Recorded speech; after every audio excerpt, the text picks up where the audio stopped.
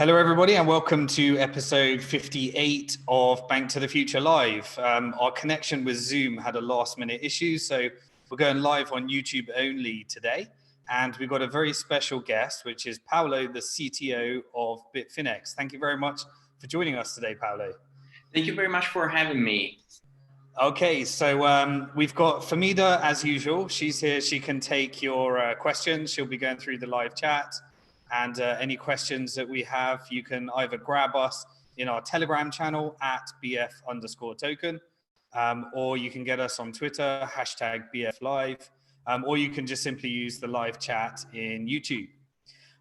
So this is the episode 58, as we said, and we've been trying to organize this one for a couple of months. And obviously we had a lockdown in the middle, and the whole world has changed since we actually started to organize this. So Paolo, maybe you could start with a couple of things, really. Firstly, how's the operations of Bitfinex been affected by the lockdown? You know, were you running a virtual environment? Has it interfered with operations? And secondly, how's volume been around this whole lockdown / halving / quantitative easing / quantitative tightening?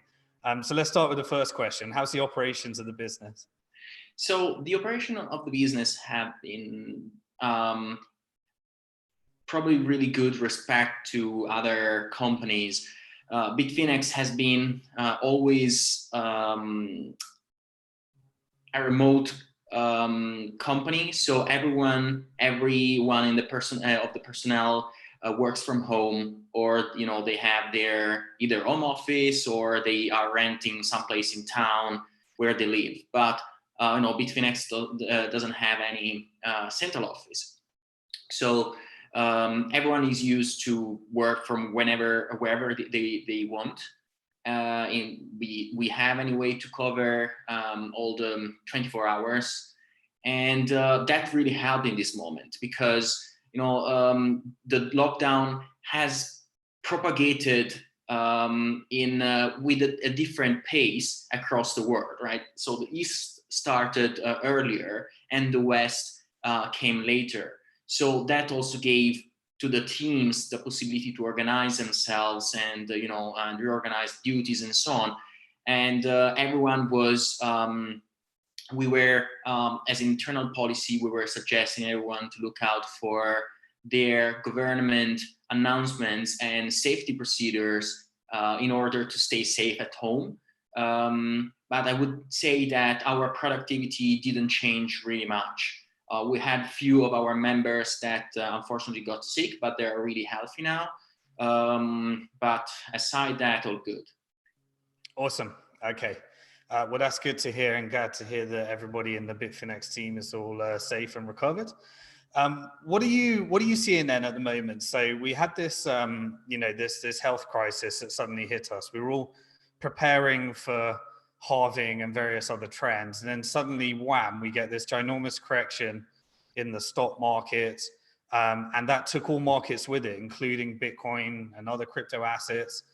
And then suddenly we started to move towards the halving sentiment, and we've started to see a bit of an increase in price, and then some kind of dump, and then now a steady up. I'm not asking you for any price forecasts or anything like that, but what are you starting to see in terms of volume throughout this saga? Are we seeing new people, new onboarding, new people trying to get into crypto for the first time? Or is it just more volatility creating more trading? What are you seeing at Bitfinex? I would say the latter, and I was talking with other managers in different other exchanges, and they are pretty much seeing the same thing. Although we have seen an increased interest from retail and people that usually are not in crypto.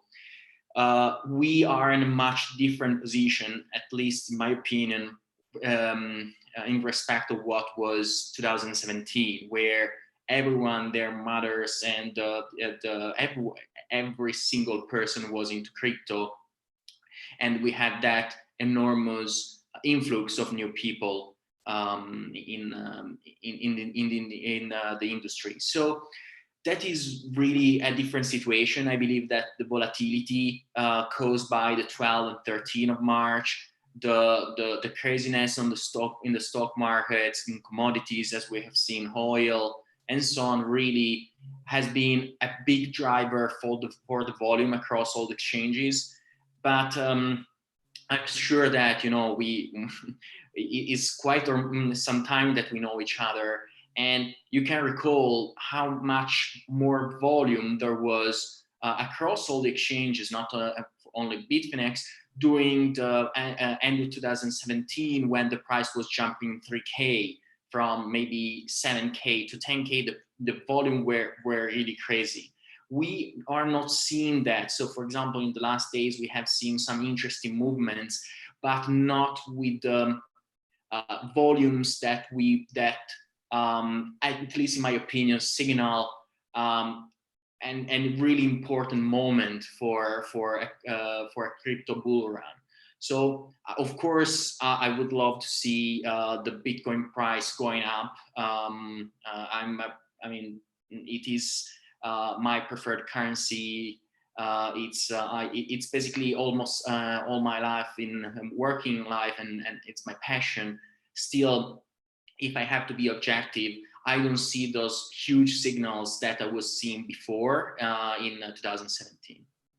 Okay, so speaking of which, in 2017, not singling out Bitfinex in any way, our whole industry could not handle the onboarding. Every exchange in the world, every service, we were all, really trying to figure out how to deal with this KYC, and some of the exchanges were, getting into tens of thousands of backlogs in tickets. Yeah.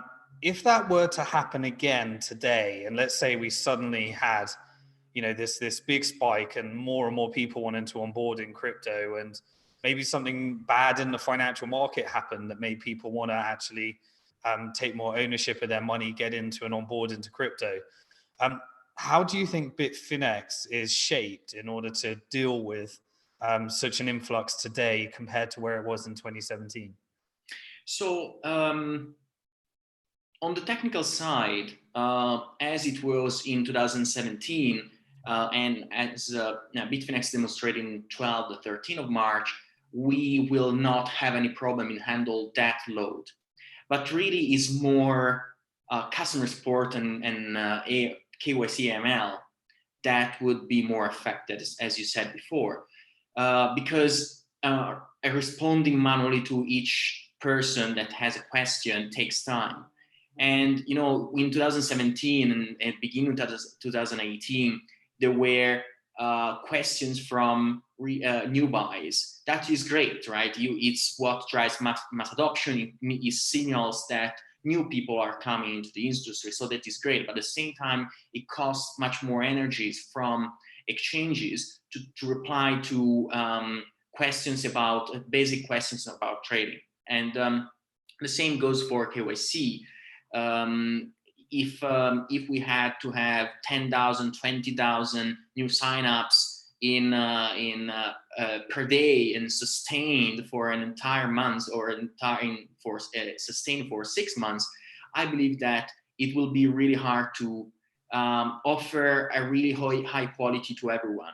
And I believe that is something that is shared across all exchanges, because one thing that you don't want to do is in order to onboard everyone at a really high pace, you also don't want to reduce the quality of the support that you give, and you don't want also to reduce the thoroughness of the KYC and AML procedures, because that can expose the company and in theory the entire industry to bad actors, and then cause in long-term or medium-term even more problems. Okay, let's switch gears slightly to Tether. With Tether, we've seen the market cap go over $6 billion approximately. I think we're on 6.3 billion. Could you help us understand, when new Tether is issued, is that as a result of more people dumping their crypto into Tether? or is it as a result of new US dollars being deposited, which would be an indication of new people entering the market? What can we read into it in terms of what it means for the industry? So just an update on the number. We are around 9 billion now. 9 billion. Wow, I need to keep up. Yeah, and it is astonishing, I must say.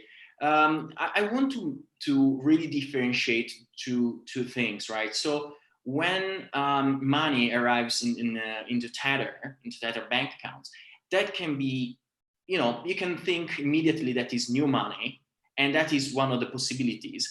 But also you have to keep in mind that there is existing money that was held in fiat on-ramp exchanges that can be converted to Tether, because just that Tether is a better way to move fiat pegged value on chain.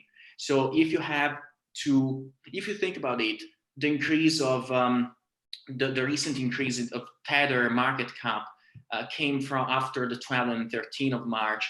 And I believe that showed to everyone that if you want to react really fast to really difficult market conditions, you cannot use wires. You have to use Tether or a stable coin, because the moment that you can send a wire, it will be processed by the bank and credit and so on. The time has passed and the market have moved maybe a lot. So if you want to be proactive, you have to use a stable coin. And Tether, since is the most used stablecoin across all the biggest exchanges, then it is the right choice for everyone. So when it goes up to 9 billion, what do you read into that then? Where are the dollars coming from? Do you think it's from other exchanges, new money entering? What's your interpretation of it? It's a mix of I would say all things, right? We have seen money coming from crypto-friendly banks, new money coming in. We have seen new money coming in for other things that are not just crypto trading. For example, paying for new mining equipment. For example, we are around the halving, and especially before the halving, that was one possibility. For example, so. I think that there are many reasons of this new influx, but I think that it's hard also for me to tell exactly the proportions. But it is important to me to say it is not necessarily all new money. Can be money coming from already in crypto, just being converted from fiat to a stable coin. Okay. I believe at some point in 2019, maybe time moves so fast in crypto, I forget the timeline. But you really pushed towards a stablecoin neutral policy by introducing new markets. And yet Tether still seems to be the big gorilla in the room in the stablecoin market. What do you see in there in terms of stablecoin to stablecoin market? Are you seeing anything in terms of volume there? Really not. So we tried that, and of course we are more than happy as Bitfinex to get fees on those markets, right? In the end, we are an exchange and we have to be neutral. So we listed all the markets that were making sense, but we are not getting much traction. And the problem is across the board, right? So there are the volume of the other stable coins across all the exchanges is quite small. I think that Tether was the first one, had a really big first mover advantage in 2017, 2018. During all the, let's say, the highest activity of the entire industry, there was only Tether. So it doesn't come as a surprise to me. And when the others entered, they were, in my opinion, too late and didn't bring much new. So that is, and you can see not only in trading on exchanges, but also in volume on chain. So we are between 10x and 20x every single day on both figures. Amazing. So Bitfinex was the very first platform I ever used to explore a yield generating strategy in crypto. So I was lending dollars and Bitcoin on the market for those that wanted to do margin trading, and there's a really nice peer-to-peer market. And at some stages in 2017, the yield when people were looking for volatility quickly and exposure quickly was incredible compared to any other product or anything you could get out there. Yet today, I see a real shift everywhere, really, towards lending services, DeFi solutions, and everything's about how you can collateralize your crypto and lend it out. So what are you seeing in terms of the lending markets? Correct me if I'm wrong, but I believe that Bitfinex was the one that invented the peer-to-peer lending for margin trading market. It did. And we are seeing still still really good numbers in terms of lending market. And many platforms definitely offer interest on your crypto holdings, and a lot of them really use Bitfinex in order to generate that that interest, right? Apart the DeFi ones that are fully on chain, the others, many others use Bitfinex because it's still the biggest lending market, the biggest margin market, and I think that is really the place to go if you want to generate an interest out of your crypto deposits. Okay. So we're seeing complete dominance with Tether in the stablecoin market. We're still experiencing very, very significant volume in terms of the peer-to-peer lending market for margin trading. What about some of the other products that haven't performed as well? I think recently you've moved out to, I think you had a go at trying to get into many of the alternative currencies and also derivatives. What do you think is happening there in terms of why people might not be using Bitfinex for some of those products at this stage? So these are really good questions. So let's start with the altcoin market. So there are altcoins and altcoins, in my opinion. So in the altcoins that are the most popular, we have, not from my words, we have still the highest liquidity available. If you think Ethereum, for example, we are reaching 5 million Ethereum on the platform, and our cold wallets keep increasing. Ripple, we have really good liquidity and volume there. So I mean, if you check the altcoins with the highest market cap, we are always there. We is the difference with altcoins with a lower market cap. We never engage in any either internal market making, or we never paid for external market making. That of course caused a lack of liquidity on those pairs. We really believe that is the right decision. You cannot, I mean, it's hard to what I don't like is to be trading on my exchange, and I don't want people to say, okay, but Bitfinex trades on its own exchange and maybe against their customers. That is something that is not acceptable for me, and is written in our internal guidelines. So that is really important. So we decided to not engage in this activity. We are just listing markets in an agnostic way. Of course, we welcome all the communities. They know that there is, but they know that they have to make markets on us. So no one will make market for them unless they will do them. They will find market makers and they will bring liquidity to us. We do whatever we can to help them in this process. But I believe that is the right approach. And also, there were exchanges where the volume of certain altcoins was exceeding 2, 3, 4 times per day the market cap. I mean, is fine. I mean, you can say, okay, Bitfinex is not doing a good job because it doesn't have any volume. But if the rest of the volume of those altcoins is all fake, I mean, I prefer not to have volume and be able to look myself in the mirror in the morning. So, and the same. So when it comes, oh, you were saying something. Sorry. No, carry on. Yeah.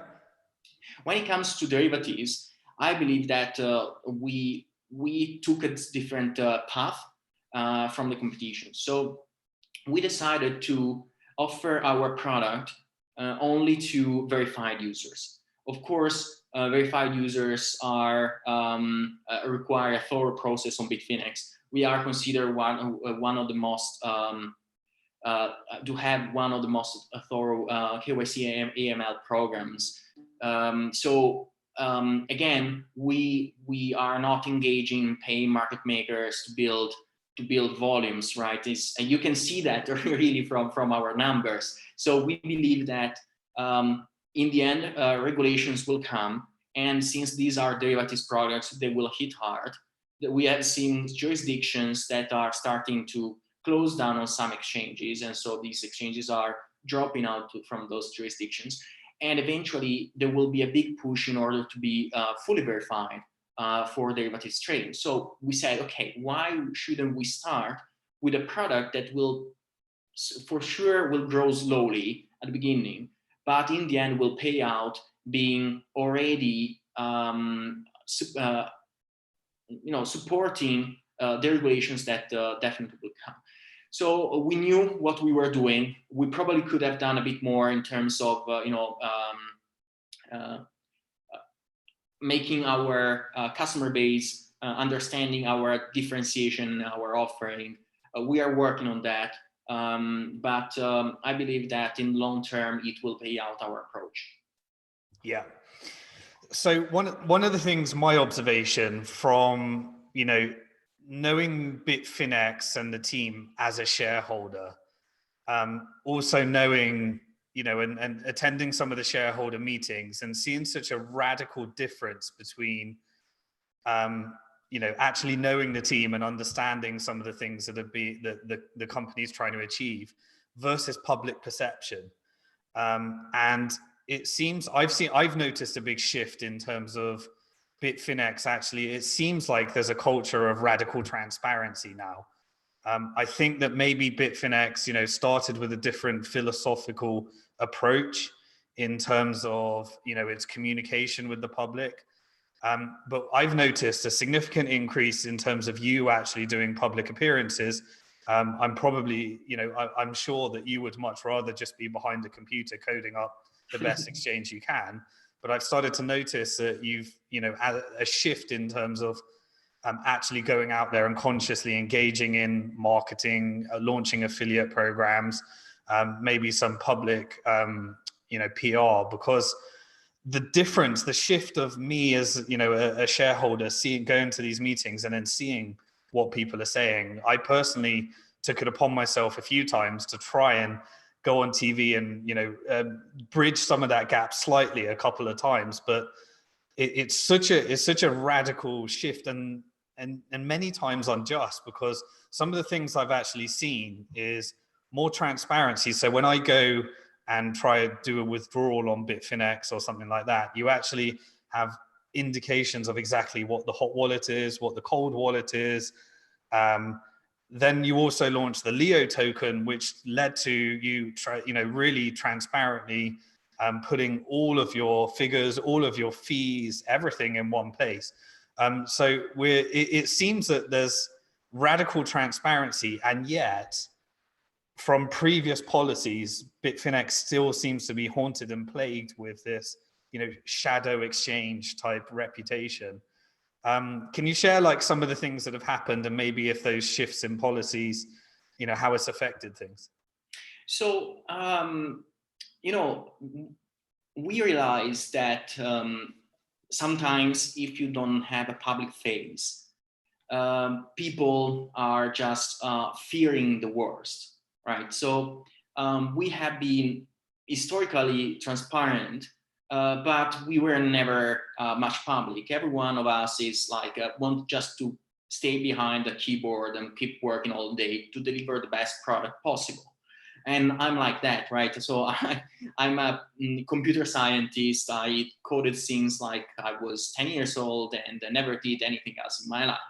And then we after feedback also from shareholders, from you guys, we got to understand that although we are doing our best and we are delivering a great product, we were lacking a bit in communicating either the product, the features, why it's better than the competition, and we were lacking in discussing certain matters that if properly addressed would have less maybe cause less misunderstanding.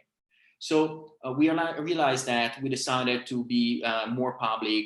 You know, we didn't have a marketing team and a PR team till August, September 2019. That is crazy, right? So we were doing so well without it, but now we are doing much better with it, and we are trying to be even more public, even more transparent. Everything that happens, we're trying to explain to the community and so on. So it takes definitely a lot of time, but it's really time well spent.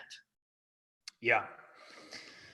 Paolo, help us understand a bit about I'd say certainly Bitfinex is out of all the companies in the industry, you're the one that should have failed that never failed. There were so many occasions when Bitfinex has been, faced near-death experiences that any other board would have just called it quits and walked away. And we've seen that throughout the last 10 years in the crypto exchange industry.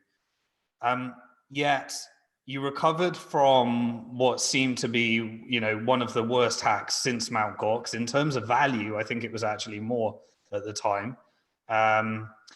You also had this situation where, I know you can't talk about it because of legal reasons, but caught in the middle of governmental and banking challenges, and that led to funds not being able to access.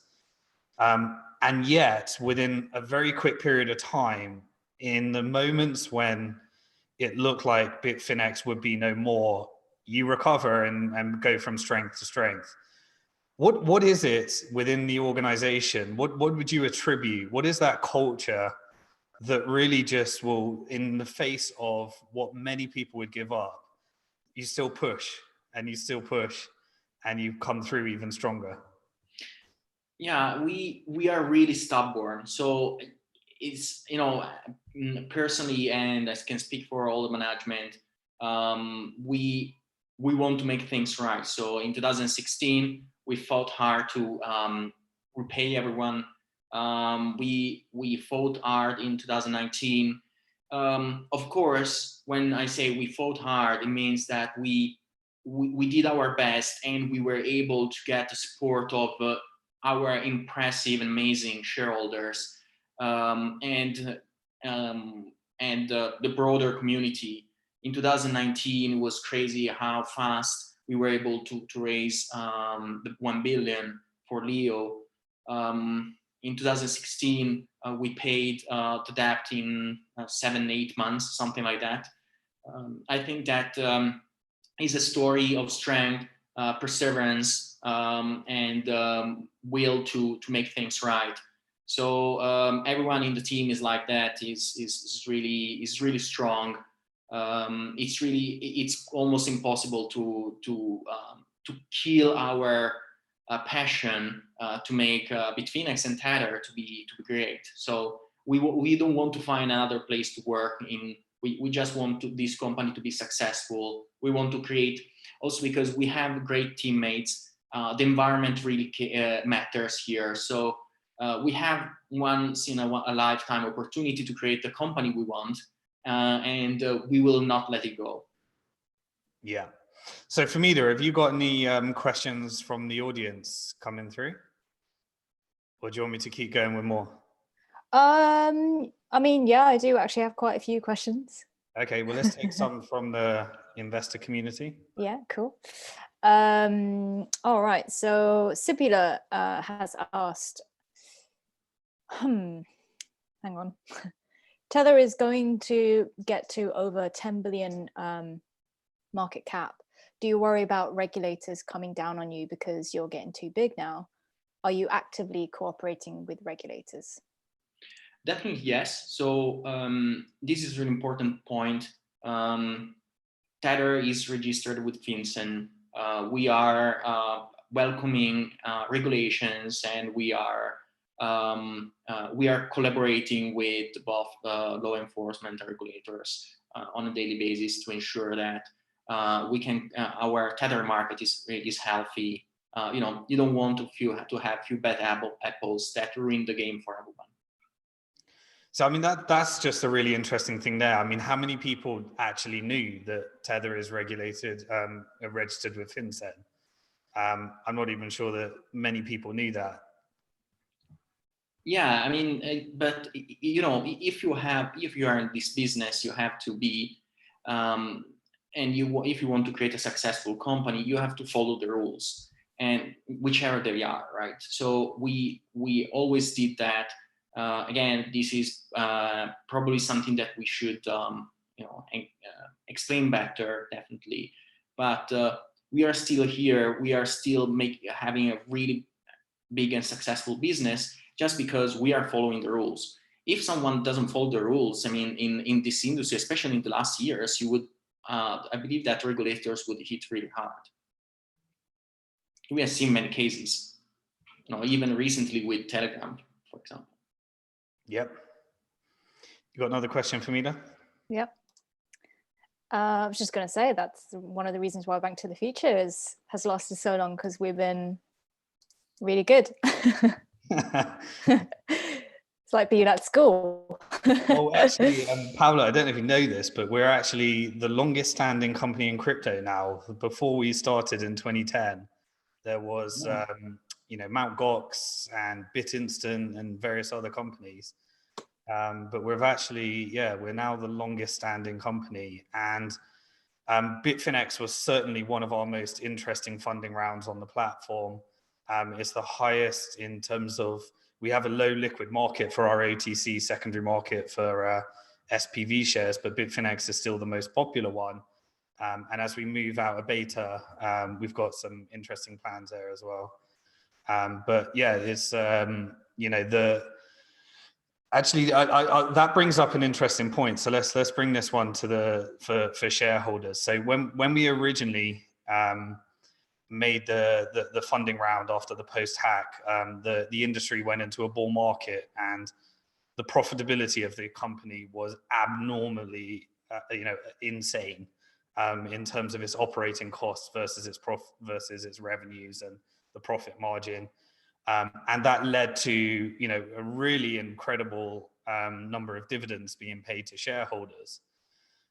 Obviously, that gave Bitfinex a lot of exposure, and then a lot of opportunistic people, try to see how they can get their cut out of Bitfinex's market dominance and situation, as all companies that grow to be that size and that interesting and that make that amount of money are.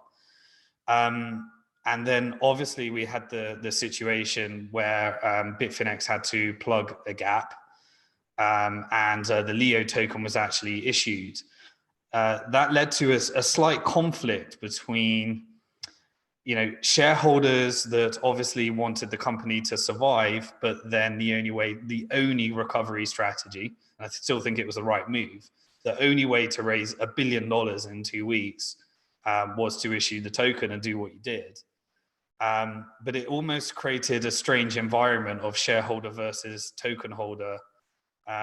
What are some of the feedback that you've got there, and how do you see that conflict and kind of fight for revenue to push the token versus support shareholders? So I think it's a good point. There are two. I mean, definitely shareholders understand why we had to do that.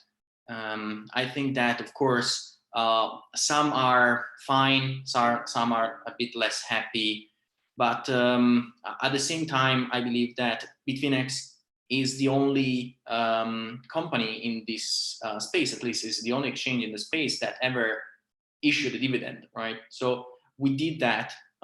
We paid really good dividends, and we had a setback, and we are making it right. And that setback is anyway affecting 27% of the company revenues. So we are still running a really lean operation, and I believe that that 27% might affect for a portion a possible future dividend. But at the same time, I think that Bitfinex will be and is a healthy company, and will and in case we'll give again dividends, we'll try hard to give again dividends. That 27% is well spent. Yeah, and I also think it's always worth reminding people that the board are shareholders as well, and their job is to increase shareholder value. And the main reason to invest in a private company or private equity is for a growth story. So the typical, the typical company in our industry, not even in our industry, the typical private equity investment, if a professional venture capitalist invested in a company, the last thing they would want is dividends, because they want all the money reinvested into growth. Now, obviously, if it reaches a phase where there's excess profits above what one can spend to innovate and grow the company, then that's kind of where dividends come in. So if a company has a need to plug a gap, either through a disaster recovery situation, or because that there's a massive chunk of opportunity that they need to grow into, typically the last thing you want is a dividend. You want them reinvesting into that growth, because the board members are shareholders as well, and through that self-interest mechanism, you'd expect them to be pushing shareholder value and thinking about the long-term shareholder value there. And obviously the opportunity is there to be both a token holder and a shareholder, and therefore you can get some kind of hedge in terms of something moving in one direction or the other, and really diversification is the key when investing into opportunities like this. So it's worth saying that. And the fact that Bitfinex paid us those dividends was a complete surprise to me anyway, and turned it from a great investment to an incredible investment. Now it's back to a great investment, with the potential of also adding those dividends as a cherry on the cake. So it's really about, I think, people remanaging their expectations. I think that's a very difficult topic, because in the crypto industry, we're used to this industry called Bitcoin that grew 9 million% in 10 years. And then maybe someone put some of that into Ethereum, which was like a crazy, abnormal returning ICO. And then maybe they did it in, put it in different things. So, and during the 2017, the expectations of this industry that kind of went straight into the crypto markets, it really does need to be normalized, because we've created a very strange culture of expecting, and it's great to have an industry with abnormal returns, but those don't last forever. So at some stage you have to come back to what is a reasonable normal investment market, and as our market matures, it will start to look a bit more reasonable. Yeah, really well said. Yeah. Famida, any more questions there? Yeah, just I guess like a comment / question. Tether is the biggest stable coin in terms of market cap. What does the future look like with new stable coins coming in the market? So I believe that we have two types of stable coins, or three types of stable coins that can come to the market. So we have other stable coins that are trying to replicate our operations. We have government issued stable coins, and we have algorithmic stable coins. So for the first category, we can say that the most interesting was, I'm saying was, for rightfully choosing the path was Libra, because lately they are probably settling towards a more centralized and more Apple Pay style versions of payments. So their project in issuing, let's say, the biggest and global stablecoin is not really moving forward, or at least not at the pace they wanted and not in the size they wanted, at least from the information that I was able to gather. When it comes to other parties that are willing to issue stablecoin, other private parties, we don't have anything to fear. I believe that Tether is keeping his first mover advantage and will keep to grow. We have the second part. The second group is government-backed or issued stablecoins. That is really an interesting question and an interesting topic. I believe that definitely, you know, if the US or the Central Bank of Europe wanted to create a stable coin, they could easily overcome the 10 billion asset under management that Tether has, right? Because we are talking about trillions and many trillions in the global economy.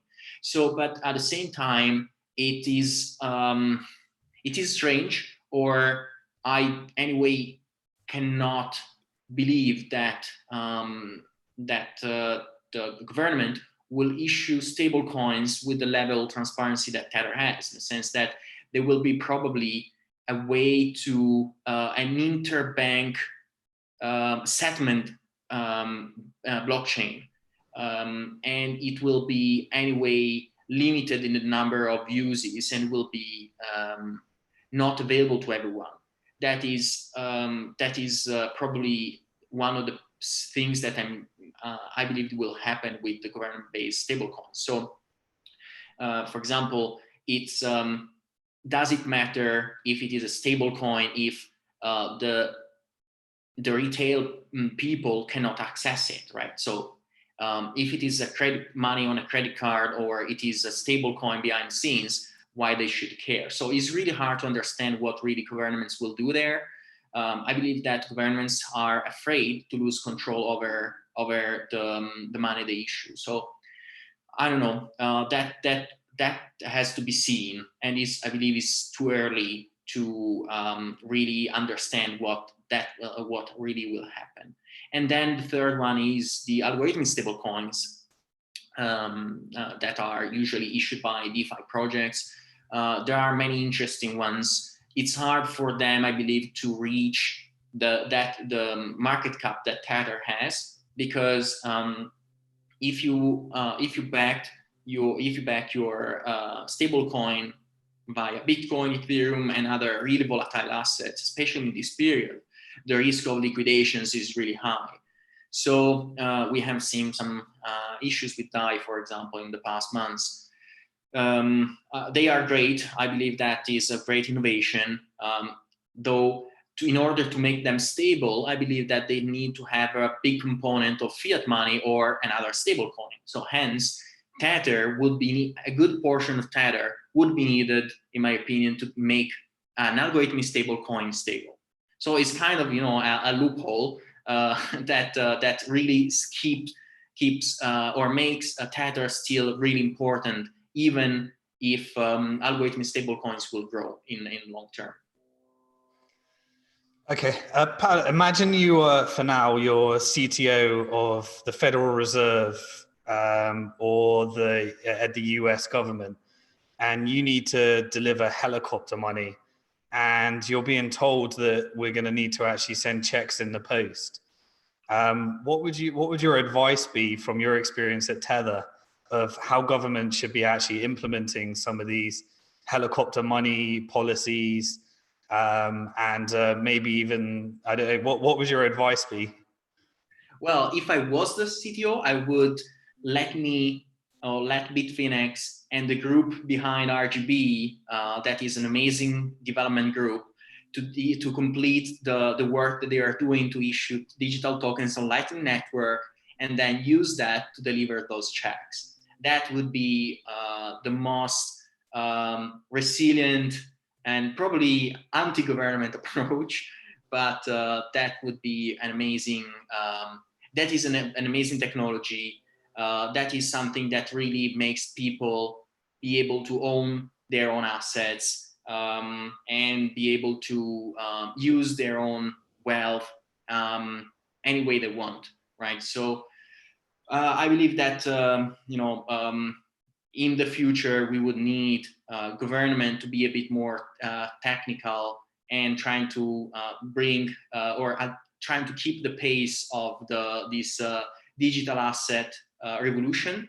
I believe that if I was the CTO, I would try really fight hard with everyone to try to push this revolution into mainstream in the government. It will be almost impossible though. Yeah. All right. Well, that brings up a really interesting topic as well. So Bitfinex have been doing a lot of, on the edge innovation with things like Lightning, Liquid, RGB. Maybe talk a bit about, you said you started this conversation that Bitcoin is your first love. What are we seeing there with Liquid, Lightning, RGB? Is Bitcoin going to be used for some of these things, or is it all going to go to Ethereum? Or it is on Ethereum? Is any of it going to go to Bitcoin?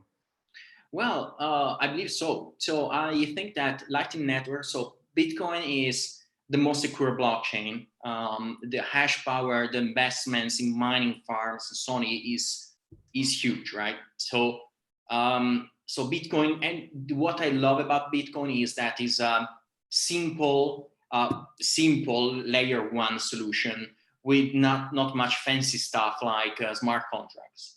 So it does one thing and it does it really well.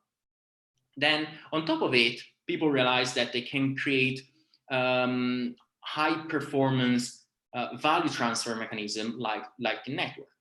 And especially Lightning Network is being built to be truly peer-to-peer. So it uses Bitcoin network for commitments, but it can work in a truly peer-to-peer fashion without having to rely for every single operation on a blockchain. Because the problem is that if you have a single blockchain, even if you shard the blockchain and so on, you will anyway always run in scalability issues. Lightning Network really offer a different solution that, in my opinion, from a pure technological point of view, it is a micropayment system done as it should be done. Now, then you say, okay, now I don't want only Bitcoin. I want to be able to create, gift tokens or anyway, digital assets and so on. And I want to retain the same properties of Lightning Network as much as possible. So this is why Giacomo Zucco and Peter Todd in a couple of years ago created this the protocol RGB. And then recently last year, I met with Giacomo and a few other people. We decided that it was a great idea, it needed funding, and we wanted to, we started working together in order to bring the product to a production stage.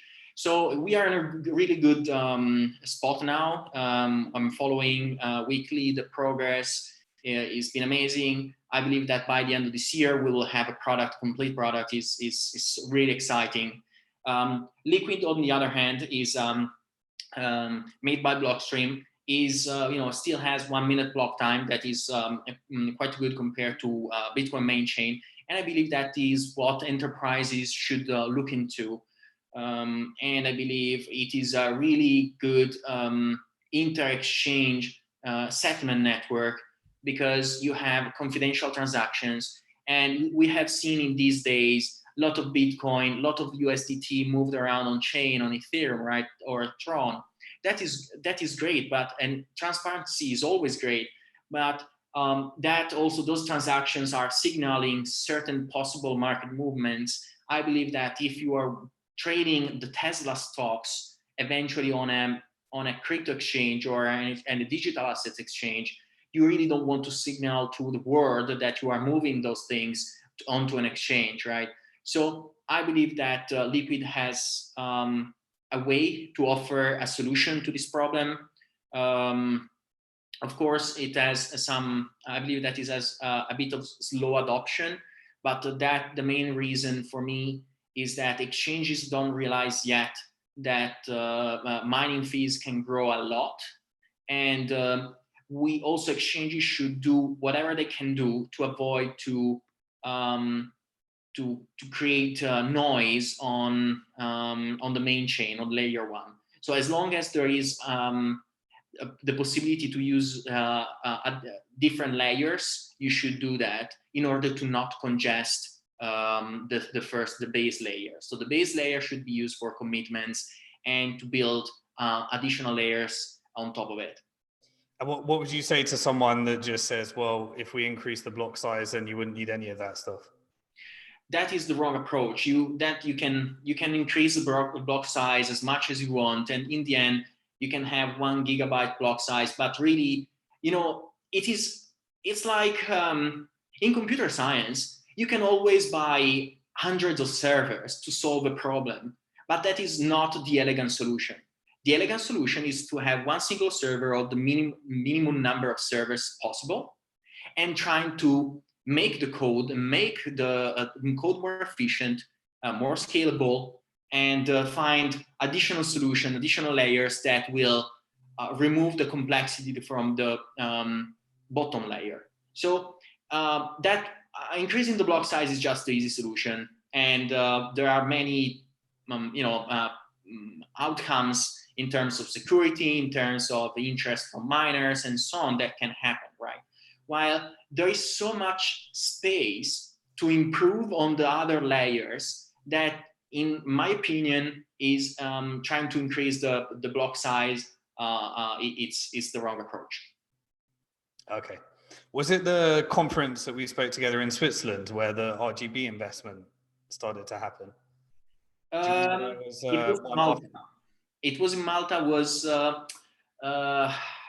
in March 2019.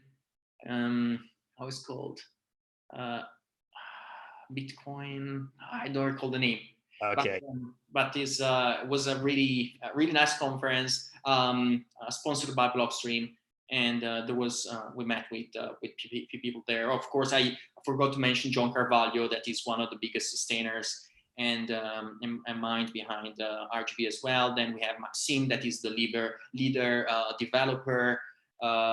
We have Hyper Division, Olga. There is a group of people and many others that, of course, I'm forgetting because I'm a really bad person.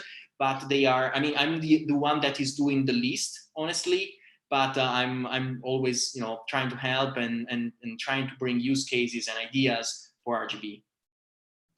Okay, so we're hitting the 1 hour mark. I think, Famida, if you've got one more question, then Paolo, maybe you could just leave us with some closing thoughts of what you'd like investors and potential customers of Bitfinex to be left with.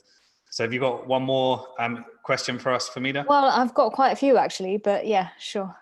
We'll stick to one more. Martin Yao has asked, would Bitfinex consider taking out cybersecurity insurance? So that is really interesting question. So it is quite hard to get insurance for a crypto company. So even, the more the Western exchanges like US exchanges has some insurance, but you have to imagine that, and you have to think about that. An exchange like Bitfinex or Coinbase, they have billions and billions of assets, while the insurances that I'm reading around are 100 million, 200 million dollars. That is, so I think that, and also it is quite thorough, almost I would say impossible to get those. So of course we are working to see which are our options. At the same time, I believe that having a small internal team that is really capable and a formalized process to protect the customer funds is the best insurance possible. So in Bitfinex, the process is really thorough. There are the systems are kept really simple in order to avoid any issue. So, I mean, we are, of course, looking into all the possibilities. We are in discussions with different parties, But the problem is that with the size of the market will make the insurance payout almost irrelevant. And I'm sure they'd figure out a way of blaming it on some other factor and never paying out. Of course, like you didn't. They will say something like, you were not wearing gloves while you were typing on the keyboard, so now we don't pay you. Yeah, in fact, that happened to BitPay, if I remember back in the day. They found out, or they found a way of not paying out. So. Yeah, so I mean, the best insurance is having the best team. Did you want to do any more short questions, or should we call it there on the hour? Yeah, go on then, and then yeah, I suppose we can just end it there then. Okay. Paolo, thank you very much for your time. You're a busy guy. It's an incredibly interesting job, and I think that there's been so much on the edge innovation that's been happening at Bitfinex, and anything I can do to try and bridge the gap between the reality versus the perception, and I think the team making yourself available for interviews like this just really helps in building people's perception of Bitfinex. What would you like people to be left with? What would your closing thoughts be? That's a good question. So I believe that Bitfinex and Tether are really small teams. We always count on our community. Bitfinex counts less than 150 people. Tether around 20. So we prefer to have small teams, but really work with the community. We have an history of being always available for traders, investors. So don't be afraid to reach out. We are always open. Our customer support is great, but also, I mean, if I have time, I always respond to people that are pinging me on Telegram. It's something that is really hard to find on other exchanges. I think that we are treating Bitfinex and Tether like a family place. So don't be afraid to reach out.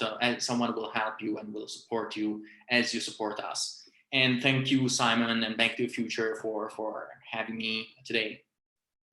Awesome. Can't give investment advice, but from my perspective, one of the most undervalued assets on our secondary market relative to the assets and revenue that this company generates. So thanks again. And we'll look forward to watching where everything goes next.